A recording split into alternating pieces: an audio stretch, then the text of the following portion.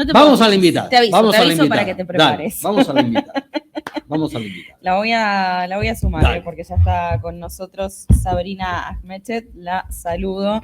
Ella es diputada por el PRO, recientemente también designada presidenta de la Comisión de Derechos Humanos allí en la Cámara, así que bueno, también tiene mucho para contarnos sobre eso.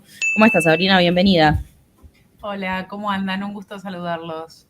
Lo mismo, gracias por contactarte esta tarde. Acá estamos, en esta tarde horrible en la ciudad de Buenos Aires. Fría, lluviosa. Así como, aparte de estos primeros fríos que cuestan bastante, ¿no? Sí, sí. Totalmente. Yo te voy a preguntar, pero después. No. Porque yo la quiero meter en el tema de la Comisión de Derechos Humanos y vamos a hablar de Alberto Fernández, pero si querés después, Javi, así no te empezás a poner. Cuando estoy preparado para todo. Estoy preparado para todo, aún para hablar de Alberto Fernández. Mal, como corresponde. Sabrina, ¿cuál es tu mirada sobre la postura del gobierno argentino frente al conflicto en Oriente Medio, de haberlo invitado ayer al embajador a la reunión de gabinete? Veíamos el tape recién de la conferencia de prensa que hizo el embajador también con Manuel Adorni. ¿Cuál es tu postura frente al respecto? Y si crees que la Cámara de Diputados o el Congreso debería hacer algo frente a este tema. Lo primero es que celebro el comunicado oficial que salió de Presidencia en el que se condenó el ataque de Irán a Israel. Y también me parece que es muy positiva la actitud del presidente Milei de haber vuelto a la Argentina de urgencia, de haber reunido un comité de crisis. Esto que sucede en Medio Oriente tan lejos de nuestro país, la verdad es que nos afecta muy de cerca, porque Irán es el responsable de 2 atentados en nuestro territorio. Entonces, el hecho de que nosotros prestemos especial atención a lo que está sucediendo y que nos involucremos defendiendo a la democracia que está siendo atacada frente a un régimen teocrático que Casación el viernes pasado definió como terrorista, me parece que nos ubica en el lugar donde queremos estar, ¿no? Te escuchaba recién, Javier, hablar sobre la política exterior de Alberto Fernández y todas las vergüenzas que sufrimos a partir de los alineamientos kirchneristas en política exterior. Hoy yo me siento orgullosa del lugar elegido por la Argentina.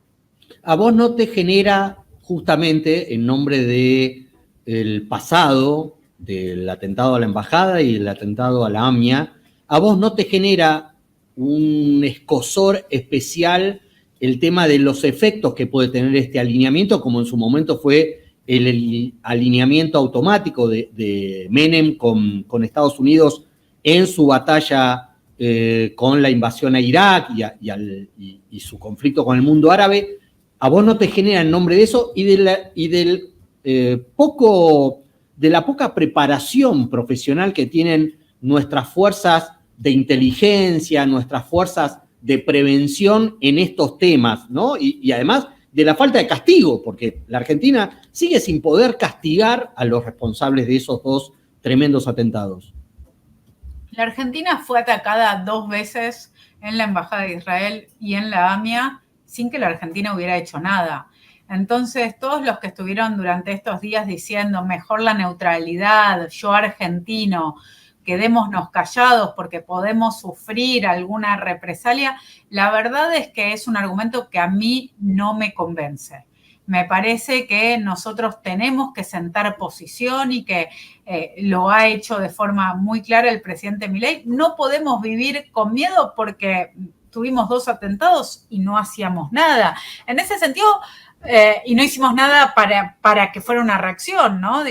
En ese sentido, a mí me parece que sí se pueden hacer algunas cosas. Vos me preguntabas antes sobre cuál es la posición desde la Cámara de Diputados, y nosotros desde la Cámara de Diputados, desde el bloque del PRO, yo presenté 2 proyectos diferentes, uno condenando el ataque de Irán a Israel, otro pidiendo que el Poder Ejecutivo Nacional rompa relaciones con la República Islámica de Irán, y en este sentido me parece que ahí hay algo para hacer para preservar nuestra seguridad, si es eso lo que nos preocupa, porque hoy los representantes diplomáticos de un país que Casación ya sentenció que es terrorista, están en nuestro país, tienen su embajada, tienen su delegación, pueden hacer todas las operaciones de inteligencia cómodamente. Digo, ahí sí hay algo para hacer. Entonces me parece que si algo nos va a proteger es en todo caso romper relaciones diplomáticas con Irán y ser claros en nuestra postura.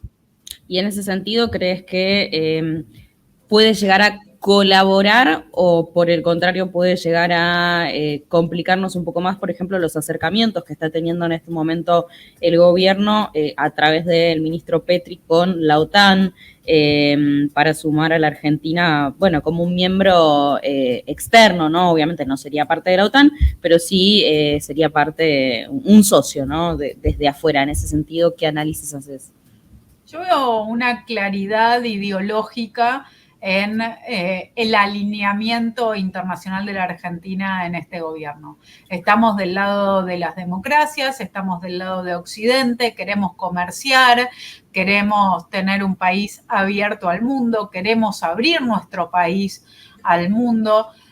Y en ese sentido a mí me parece que estar defendiendo lo que está defendiendo el presidente Milei hoy es lo correcto, nos acerca a los países con los que nosotros nos queremos relacionar, no solo en términos económicos, sino también para fortalecer las democracias occidentales que hoy están siendo atacadas, porque esto me parece que es un punto importante. Desde el 7 de octubre, desde el ataque de Hamás a Israel, no solamente se atacó a Israel, a los judíos que vivimos en todo el mundo, porque en la carta fundacional de Hamás está el exterminio de Israel y de los judíos del mundo, lo que se atacó es a Occidente, a los valores occidentales, a la democracia, a la libertad, al pluralismo, a la convivencia que nosotros estamos acostumbrados en este país, en donde las mujeres podemos decir qué hacemos, qué estudiamos, de qué trabajamos, si nos casamos o no nos casamos, en donde ser parte del colectivo LGTBI es una posibilidad y no es algo penado por la ley, ¿no? Digo, tenemos ahí formas de vida occidentales absolutamente compartidas por el mundo judeocristiano que hoy están siendo amenazados. Entonces, acercarnos a posiciones compartidas en el marco internacional creo que es el camino a seguir. Vos planteabas, Agus, que le querías preguntar algo sobre Alberto Fernández. Sí, me da un poquito de miedo. No, tranquilo. Lo que un poco de miedo. Es lunes. Bueno, tranquilo, vamos a estar bien. Claro. No, es interesante porque Sabrina comenzó a presidir la semana pasada, ¿no? Si no me equivoco, la Comisión de Derechos Humanos en la Cámara de Diputados, y lo que planteó Sabrina es que va a hacer un registro de las violaciones de derechos humanos durante la pandemia. Te escuché hablar, bueno, obviamente en términos muy duros, ¿no?, sobre Alberto Fernández, y lo que planteabas es que en estos 40 años de democracia, durante la pandemia es donde más derechos humanos se violaron en la historia de la democracia. ¿Me contás más de esto y por qué lo planteás en estos términos? El gobierno de Alberto Fernández es el gobierno que más violó los derechos humanos desde el 83 para acá, en 40 años de democracia. Repito lo que vos decís, porque me parece que lo tenemos que empezar a internalizar. En principio no es una opinión mía. Esto sale de datos sobre violaciones de derechos humanos y abuso de la autoridad de organizaciones que se dedican a trabajar el tema, que de hecho no tienen nada que ver con el PRO, con el partido que yo estoy, sino está, por ejemplo, la Correpi, que responde a corrientes más de izquierda, o Amnistía Argentina, que tampoco se puede decir que tenga una posición cercana a la que tenemos en el PRO, y son ellos los que han documentado lo que ocurrió durante la pandemia y registran que la Argentina tiene los casos más severos en cuanto a niveles de violencia y en cuanto a cantidad de violaciones de derechos humanos en estos 40 años de democracia. Y acá hay varias cosas, ¿no? Porque obviamente nos referimos a la pandemia, a un periodo absolutamente excepcional, pero también a algo que vivió todo el mundo. Y no en todo el mundo, en otros países no hubo violaciones de derechos humanos y todo el mundo vivió el COVID-19. Entonces, no naturalicemos los abusos de poder, los abusos de autoridad policial que sucedieron durante el gobierno de Alberto Fernández y que terminaron en muertes. Sí, de hecho creo que... Sobre todo en algunas provincias, vimos unas cosas en algunas provincias. Creo que la Correpi había hablado de más de 500 denuncias de hechos represivos durante lo que fue el aislamiento y tal cual, vos lo dijiste, no encuentro ahora exactamente el número de muertes, pero efectivamente hubo muchas muertes que muchas tenían que ver con esto de...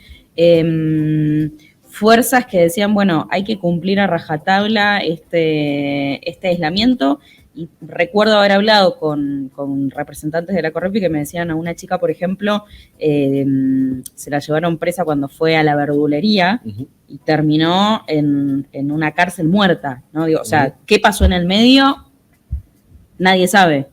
No sabemos. Hablas de un caso de San Luis. Salió a hacer compras Magalí Morales. Magalí, ahí no me acordaba el nombre. Cierto. Y lo siguiente que supimos es que apareció muerta en una comisaría.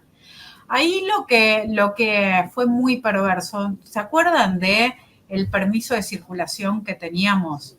Sí, que algunos en ese momento lo teníamos de forma permanente, yo en ese momento hacía periodismo, así que lo tenían tanto... Exactamente. Pero que había algunas profesiones, estas profesiones esenciales que teníamos permitido salir, otros lo tenían que sacar específicamente diciendo cuál era el motivo de la salida. Y la verdad es que ese papelito, tener ese papelito o no, lo que determinó fue un montón de actitudes arbitrarias, que las fuerzas de seguridad no estaban preparadas para... Digo, ¿qué hacían con esas personas que habían salido de sus casas y que no tenían un papelito? En muchos casos lo que nosotros vemos, y por eso hablamos de violación de derechos humanos y de abuso de la autoridad y abuso de la fuerza, es que terminaron pegándole un tiro a personas porque no tenían ese papelito, porque habían salido a comprar o habían salido a visitar a alguien o lo que fuera, habían salido de sus casas sin este permiso de circulación. Ahí lo tenemos a Astudillo Castro, por eso que en la provincia de Buenos Aires, que quiero mencionarlo porque... Todos nosotros sabemos que lamentablemente hay provincias de la Argentina como Formosa, como Santiago del Estero, en donde las violaciones de derechos humanos lamentablemente son algo cotidiano. Pero durante la pandemia, cuando nosotros vemos la distribución geográfica, vemos casos en todas partes. Vemos casos en Neuquén, en Río Negro, en Córdoba, en San Luis, en Formosa, en la provincia de Buenos Aires. Es extendido el mapa. Y eso habla claramente de una responsabilidad del gobierno central, del gobierno de Alberto Fernández. Después se suman los casos provinciales, ¿no? Porque Gildo Infran viola sistemáticamente los derechos humanos. Y esto también hay que decirlo y de esta forma. Pero acá acabo de encontrar, fui a buscar el informe ese que me acordaba que había leído de Correpi, y en su momento, en plena pandemia, hablaba de 45 muertes bajo custodia, hablando al 6 de agosto de 2020. O sea, todavía faltaba, ¿no? Claro. Todavía quedaba por delante un poco de tiempo de Sabrina, te agradecemos 40 personas que detuvieron y aparecieron muertas en democracia. Que insisto con esto, porque no podemos normalizarlo, porque si nosotros no hacemos un parate entre toda la realidad cotidiana que nos rodea y que estamos llenos de temas, pero si no nos ponemos a pensar, registrar y juzgar las violaciones que hubo durante los años de Alberto Fernández en la presidencia, estamos normalizando algo que daña a nuestra democracia. Sí, me estaba acordando ahora del documental de Kreplak sobre el éxito de la pelea bonaerense contra la pandemia. Hice Sí. Bueno, hice un muchos link casos son en la ahí, provincia de pero es Buenos lunes, Aires. quiero calmarme. Gatillo fácil Sí. y muertes bajo No, custodia. tremendo, tremendo. Encima nos lo quieren Mira, en la recordar como un provincia de Buenos éxito. Aires, Bueno, 42 casos. sí, ¿no? Y además la cantidad de tiempo que estuvieron las escuelas cerradas. Buah. En fin. Déjenme antes de despedirme, decirles a todos que en el caso de que quieran acercarnos a alguna denuncia, que en la comisión vamos a estar registrando e invitando a víctimas y familiares de víctimas, nos pueden seguir en Twitter en RBP Argentina. Esto es Registro Violaciones Pandemia Argentina, y que también les pedimos a todos, hay un change dando vuelta que tiene que ver con la denuncia de violaciones de derechos humanos registradas en la gestión de la pandemia. También pueden buscarlo y firmar ahí, porque tenemos que ser conscientes de lo que ocurrió en nuestro país y no dejarlo impune. Sabrina, te agradecemos Gracias, mucho este contacto con Ahora Play y te mandamos un abrazo. Hasta la próxima. Muchas gracias. Hasta luego.